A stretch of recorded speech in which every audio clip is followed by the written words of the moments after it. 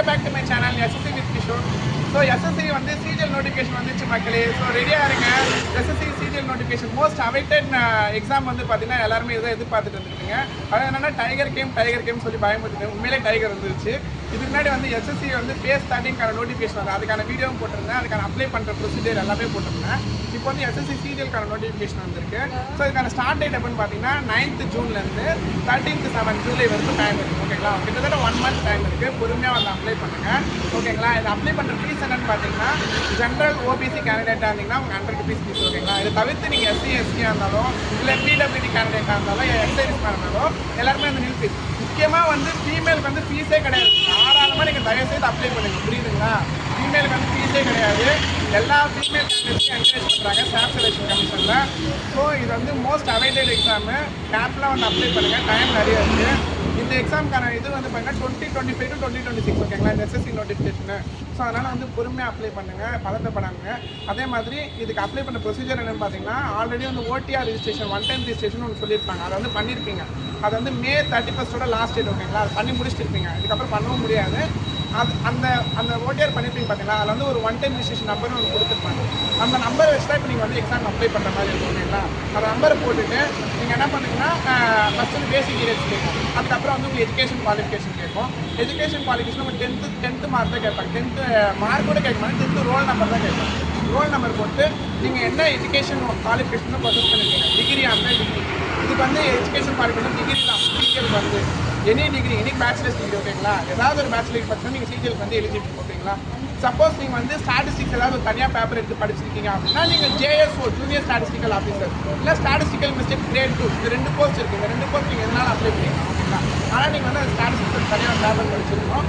So இதுக்கு வந்து exam pattern என்ன பார்த்தீங்கன்னா Tier 1 Tier 2 தான்.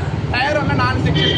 ஆப்டிடியூடு, ரீசனிங், இங்கிலீஷ், ஜென்ரலாக வந்து ஈச் செக்ஷன் வந்து 25 கொஸ்டின்ஸு 2 marks 50 marks. ஓகேங்களா, அப்போ 4 செக்ஷன் 100 கொஸ்டின்ஸ் 200 marks. டைம் வந்து 1 hour. ஓகேங்களா, இந்த 1 hour வந்து உங்களுக்கு காம்போசிட் டைம் தான், செக்ஷன் டைமிங் கிடையாது. ஸோ பொறுமையாக நீங்கள் ஒரு செக்ஷனாக வந்து ஷிஃப்ட் ஓவர் பண்ணிக்கலாம். இப்போ சப்போஸ் வந்து நீங்கள் இங்கிலீஷ் அட்டன் பண்ணுறீங்க, கொஸ்டின் தெரியல அப்படின்னா வந்து மேக்ஸ் ஸ்விட்ச் ஓவர் ஆகும். மேக்ஸ் அட்டன் பண்ணுறீங்கன்னா ரீசனிங் ஸ்விட்ச் ஓவர் ஆகும். ஓகேங்களா, ஸோ இந்த மாதிரி பண்ணிக்கலாம். Tier 2 வந்து பார்த்தீங்கன்னா செஷன் 3 செஷன் இருக்கும். Session 1, session 2, session 3.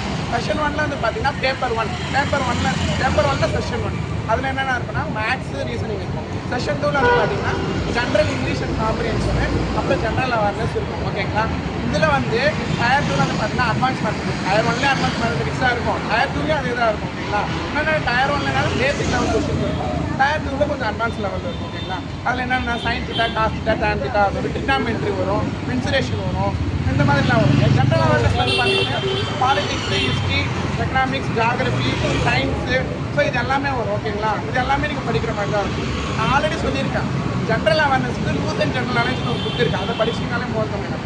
அதே மாதிரி ஜென்ரல் இங்கிலீஷ் பார்த்தீங்கன்னா பிளாக் புக்னு ஒரு புக் இருக்குது. Black book. ஓகேங்களா, இதை படிச்சிங்கன்னா நீங்கள் இங்கிலீஷ் ஈஸியாக கிளியர் பண்ணிடலாம்.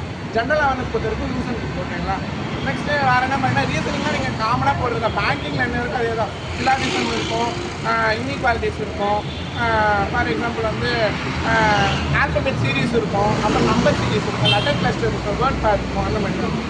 ஆப்டிடியூடில் வந்து பார்த்திங்கன்னா ஒரு அட்வான்ஸ் மேத்தமெட்டிக்ஸ் காமன் தான். Time and work, time and distance, profit and loss, ages, so இந்த மாதிரி வந்து போய்கிட்டே இருக்கும். ஓகேங்களா, நெக்ஸ்ட் வந்து பார்த்தீங்கன்னா அதே மாதிரி ஒரு போஸ்ட்டுக்கு வந்து அதாவது பார்டர் ரோட் ஆர்கனைசேஷன் ஒரு போஸ்ட் இருக்குது. அதுக்கு வந்து ஒன்லி மேல் மட்டும் தான் எலிஜிபிள், ஃபீமேல் எலிஜிபிள் கிடையாது. மேல் மட்டும் தான் நீங்கள் அப்ளை பண்ணுறீங்க. அதே மாதிரி செலெக்ஷன் ப்ராசஸ் வந்து என்னென்னு பார்த்தீங்கன்னா எல்லாமே முடிச்சுட்டு உங்களுக்கு டாக்குமெண்ட் வெரிஃபிகேஷன் மட்டும்தான் இருக்கும். எல்லாம் காமன் ஃபார் ஆர் போஸ்ட். ஒரு சில போஸ்ட்டுக்கு மட்டும்தான் இன்டர்வியூ இருக்குது. இன்டர்வியூ எல்லா போஸ்ட்டுக்குமே கிடையாது. இன்டர்வியூ நினச்சி பயப்படாதீங்க. நான் எல்லாம் எக்ஸாம் பாஸ் பண்ணிடுறேன், இன்டர்வியூ என்னால் பண்ண முடியல, அது கைட் பண்ணேன். இன்டர்வியூ ஒரு சில போஸ்ட் மட்டும் தான். இப்போ இன்ஸ்பெக்டர் போஸ்ட், எக்ஸாமினர் போஸ்ட், இதுக்கெல்லாம் மட்டும் தான் இன்டர்வியூ இருக்குது. மற்ற காமன் போஸ்ட் வந்து இன்டர்வியூ கிடையாது. ஜாலியாக நீங்கள் அப்ளை பண்ணிடுவீங்க, ஜாலியாக படிங்க. ஓகேங்களா, டிமோட்டிவேட் மட்டும் ஆகாதீங்க. எந்த ஒரு காரணத்துக்காக டிமோட்டிவேட் ஆகாதீங்க. ஓகேங்களா, அதுதான் நான் சொல்லுவேன். படிக்கும் போது டிமோட்டிவேட் ஆனீங்க அந்த மாதிரி ஆகிற மாதிரி தெரிஞ்சா எனக்கு கால் பண்ணுங்க. உடனே டெலகிராம் ஐடி கொடுக்குறேன், இன்ஸ்டாகிராம் ஐடி கொடுக்குறேன். ஓகேங்களா, ரெண்டுத்துக்குமே எனக்கு பின் பண்ணுங்கள். பின் பண்ணிவிட்டு என்ன டவுட்னாலும் கேளுங்க, நான் உங்களுக்கு சொல்லித்தரேன். ஓகேங்களா, எல்லாமே நான் கிளாஸ் பண்ணி ரெடியாக இருக்கேன். எனக்கு தேவை தமிழ்நாட்டிலேருந்து SSC கிளியர் பண்ணணும். அவேர்னஸ் யாருக்குமே இருக்க மாட்டேங்குது. பேங்கிங் தெரியுது, பேங்கிங் படிக்கிறீங்க, TNPSC படிக்கிறீங்க. TNPSC கேட்டால் குரூப் 1 படிக்கிறீங்க, குரூப் 2 படிக்கிறீங்க, குரூப் 4 படிக்கிறீங்க. SSCயில் கேட்டாக்கா சிஜிஎல் மட்டும்தான் தெரியுது. அதிலே நிறைய இருக்குது. ஜூனியர் இன்ஜினியர் இருக்குது, CHSL இருக்குது. SSC பற்றின அவேர்னஸ் ஏன் இல்லை, அதான் எனக்கு டவுட்டாக இருக்குது.